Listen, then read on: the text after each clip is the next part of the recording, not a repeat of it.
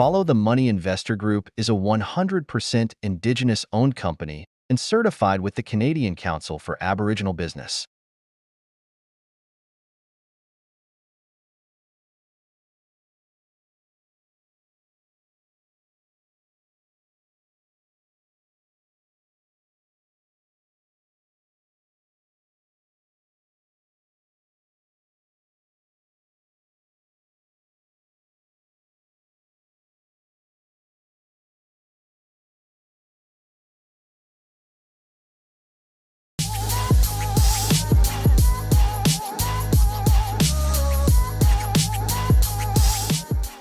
I've got Ken Armstrong, who is the CEO of President and CEO, yeah. Westhaven Gold Corp. Are you a director?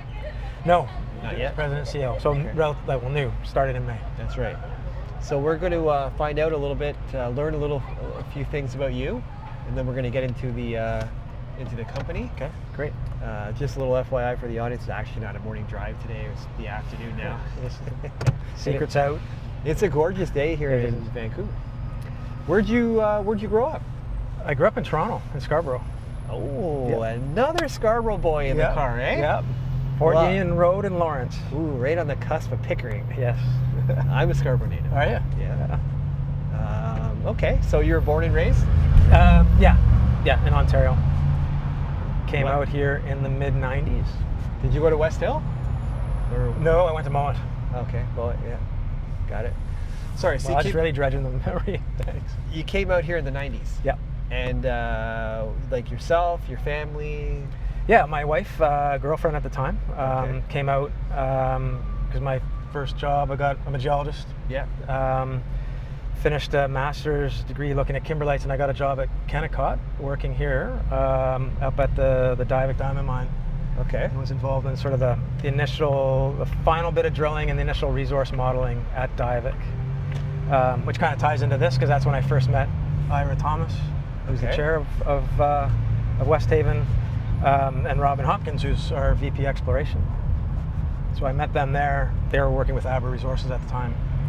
So I worked with Kennecott for a couple of years, moved out here, and then made the switch and started working at Aber. And then I've worked with sort of Ira, her dad Gren, who was the chair of Westhaven, sort of ever since in different ventures and companies over the years. Is there anything you miss from back home at all, or is it just like, nah? Super happy here. I mean, my parents are still there. Kathy's parents are there, so miss them. But haven't moved back, and it's been whatever. I can't do the quick math. 30 years. We're still here, so. Oh yeah. So you're days like this make it easier. I know, this is a beautiful day. Yeah. It's amazing. I had to upgrade to a convertible. Well done. Yeah. I looked at the weather for the next 5 to 7 days. I was like, yeah, no, we're good. Yeah. Okay, so how and kind of why did you get involved in this? Well, the short answer, it came together pretty quickly. In March, I think right the week of the PDAC, Westhaven put out a PEA. I'd followed the company because I obviously had connections with Ira and Gareth Thomas, and just sort of was aware of the project because I was actually running a company called Strombo Exploration in the early noughts, I guess if that's what we call them, which made the initial discoveries in the Spences Bridge Gold Belt, which we'll talk about as where the project is. So I followed it, and I think with the PA we can get into is really interesting.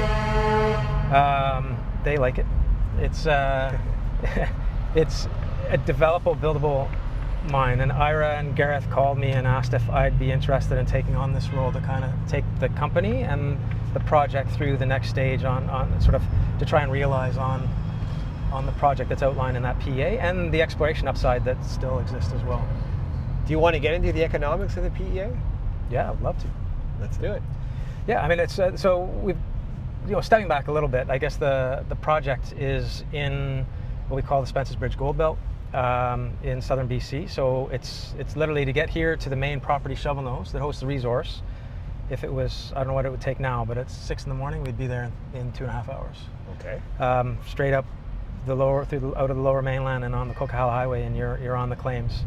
The Coquihalla Highway actually crosses the claims, so very accessible. There's power infrastructure on the claims. And that, when we look at the overall economics of the deposit, is a really big plus, because there's no big infrastructure project required here to wrap around the mine development. So it's simply about developing the resource that's been defined so far into a mine. It's a low sulfidation epithermal gold system. There's 3 deposits. The bulk of the ounces are in the largest, which is called the South Zone. The average resource grade is just over 6 grams per ton. The grade, the recovered grade in the PEA is just over 5 grams per ton. And basically we have a nice 11-year mine life, producing just over about 56,000 ounces a year of gold at a low all-in sustaining cost of well under $900 an ounce. CapEx is under 200 million Canadian. So it's really, this is a margin story. The after-tax free cash flow per year is between 80 and 100 million dollars Canadian through that period. So it's not expensive to build, 200 million Canadian, really high margin. We use a $2,400 gold price. People like to know what that's at. This thing is buildable, and there's going to be more. There's lots of opportunity. Okay, you've got more for exploration upside on the main Shovelnose property, as well as the 3 other properties that we have in the belt. They all host epithermal mineralization that's of the same style. So what's the game plan of unlocking that value? Are you still drilling, or are you kind of... Yeah, we are. So it's sort of 2 approaches. The first is looking at the PEA, how do we realize it? And so, starting in May, we did a couple things. First is we did a financing. We raised about $4.6 million. That brought in some new shareholders, and also led to a supplementary financing that we did in July with Earth Labs and Eric Sprott, which raised us another $3 million, just kind of to get us in a position to start to work to realize on that. Now we're working on a scheduling exercise to kind of map out what are the work components that we need to do, particularly on the engineering side, environmental baseline work, permitting, how does that all fit together, so that I can kind of give a timeline to production that's realistic and achievable when talking to investors. So that's work that's well underway and will be done by early October. And then we're also drilling. There's exploration drilling happening. Relatively modest pace right now. It's just a single drill, testing target areas. Because the other part that we've done, and we've put a lot of effort in through the summer, is coming up with I'd call it a renewed exploration model, looking at the data sets that have been pulled together by the team. The first discovery of the South Zone was in 2018. There's a lot of information. We have an excellent geochemistry data set. Every drill hole that's been drilled has been assayed from tip to tail with full geochemistry. A lot of work, boots on ground work, collecting samples at surface. We're marrying those data sets to map out important pieces that you look for when looking for these deposits in terms of what we call pathfinder elements, the structural setting, geophysics. And we've got a really good model developing that the drilling we're doing right now is testing those ideas, I'd say confirming them. And ultimately that's going to lead to even more exploration drilling going forward. So it's kind of two in parallel approaches, but one ultimately is looking at how does it look to develop this thing as it sits now. When you and your team have meetings with the quote-unquote smart money people, the institutions and brokers and stuff like that, what feedback are you getting? What do they want to see in the story? We get 2 answers. One is, I think as I mentioned, we're 56,000 ounces a year of annual production. I think a really common metric in Canada is you need 100,000 ounces a year. And so one response we'll get, and I would say it's fair to say this is mostly from portfolio managers saying, that's great, go find the other 50,000 ounces a year of production to get to that threshold. We think the answer to that is that 100,000 ounce number kind of comes from a classic Canadian project that is more remote, has higher cost, has a higher capital cost to get into production. So it needs that extra production each year to make it pay. This is such a good margin story that we don't need that. And at our 50,000 plus ounces a year, this is really compelling, which feeds into the other answer we get. And I would put this as from sort of sophisticated people who have built mines and understand sort of the cash flow basis. And we'll get the comments saying, why don't you just build it?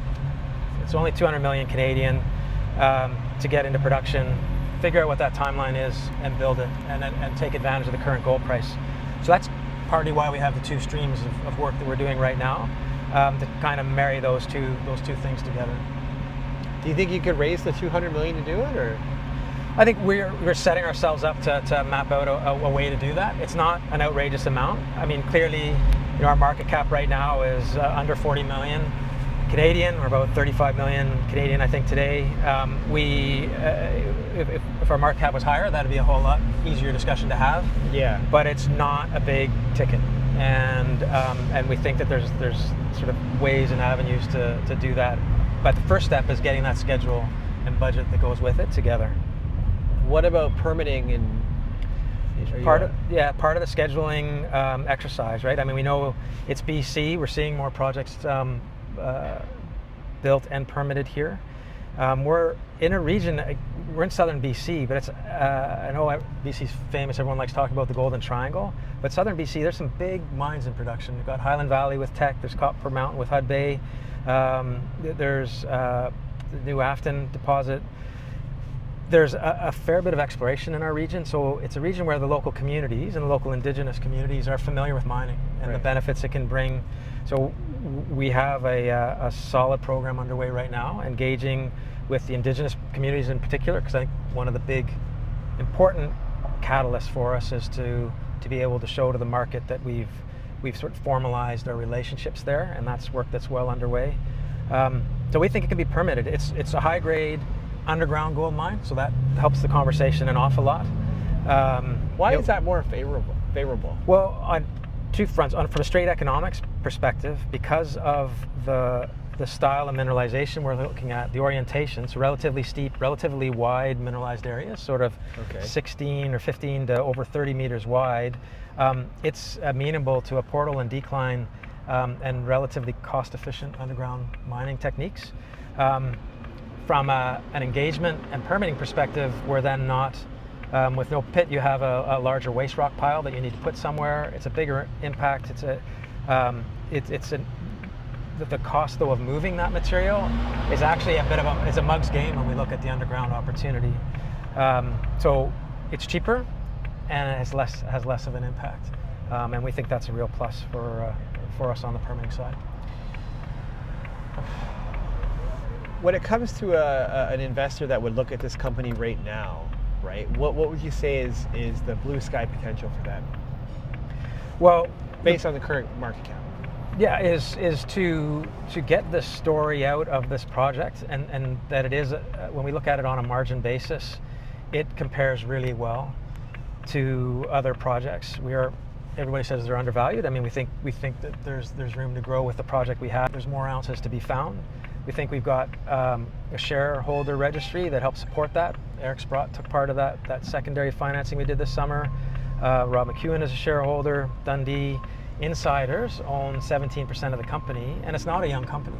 Yeah. It formed in 2011, so we're 14 years into it, and so that ownership from insiders has been from continued participation. They believe in financing and moving this along. Access is really everything here. In that, as I mentioned, we have highway access onto the claims, the main Shovelnose claims, as it is. There's power infrastructure. It's a nice modest mine right now, but one that we think has potential to see a 20+ year mine life with additional discovery and to carry on. Because these systems are typically like that, right? You'll find the first sort of 1 million ounces or so in a couple shoots, and that's kind of what we've done. But with these systems, and you think of Fruta del Norte and some other systems that are in Australia and so on, they ultimately will be 2, 6, 8 million ounce systems at the end of the day. And there's no reason to think that can't be here. It wasn't that long ago that I was kind of outside of it, and I know one of the narratives was, it's eroded, and so there's not much else to find, and I think that's a fallacy. The South Zone itself is a fully preserved epithermal system. The whole thing is there. The two satellite deposits that have been found are eroded. They're right at surface, Franz is being one of them, is actually a beautiful outcrop, the most beautiful epithermal vein outcrop that I've ever seen, and I think is quite rare. But with our new modeling and looking at structure and downfaulting and so on that's happened in this part of BC, there's absolutely potential to find buried systems. And again, it's typically what happens. Once the first ones are found at surface, then you look, and at depth you can find more.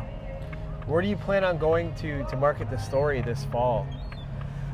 Focus, I mean, we'll be at Beaver Creek, so there'll definitely be a focus there. In Canada, we want to get back to Toronto. We're kind of putting together our roster right now of where we need to get to, but kind of has been a stage with me joining, is just sort of getting our ducks in a row with the schedule, so that we can speak to something, like I said, that's achievable and reasonable, and then also on the exploration upside with this new model that I think is really going to help us tell the story. How much have you been acquainted with your geologist and your team? Or, do you have a good relationship yet, or are you still kind of in the discovery phase? Well, it's sort of the beauty of me coming in. As I mentioned, Robin Hopkins, who I met 35 years ago, as the VP Exploration. So he just joined, and this is part of what Ira and Gareth and putting together sort of this new team to take the project to the next stage. We have a new advisor in the company, Fraser McCorkadale. Fraser was the global head of exploration with Newcrest Mining out of Australia. They were taken out by Newmont. I think it's fair to say that Fraser quite liked what he saw at Westhaven, and that kind of fell off the table with that takeover. And he approached Gareth and said, he still would like to be involved with the project. So he is, and coming up with really good ideas and bringing in other people that have seen these systems before. So it's one of the changes on the, I talk about coming up with a new exploration model. It's kind of expanding the group of people we're talking to make sure that we're testing all the ideas that are typically come from having seen a lot of these things and having had success in developing this style of deposit around the world. Do you follow the gold price at all, or do you not really? I wouldn't say I'm a gold bug in that following it day to day. Usually when I talk about it right now, it's in the context of Westhaven, is we don't need $3,300 ounce gold to make this project look interesting. As I mentioned, the PEA was done at $2,400. It's nice to have the commodity price at your back, which hasn't been the case a lot in the last 15 to 20 years. And I think there's let other people who think about it a whole lot more to think about where it's going. I think with Westhaven, with the location of this project, the margins that we have, we stick to our knitting and come up with a nice tight project to build, that we can do that. Okay. Final word? Thanks for this. It gets me out of the office. I really appreciate that. And yeah, I would just say stay tuned. I mean, we're really not as active with drilling as maybe we'd like just through the summer and the news flow we're seeing from other projects, but Westhaven is solid, and we're really we think it's got a platform for growth, and going to execute on that through the end of this year and into 26. And best place for people to reach out to you if they want to maybe have a one-on-one or something. Yeah, I mean, K Armstrong at westhavengold.com is my email. Thanks for this afternoon drive. Yeah, thank you. Make a right here, and we'll drop you off at the office. Awesome. We'll get back to it. Thanks for joining, everyone. Take care.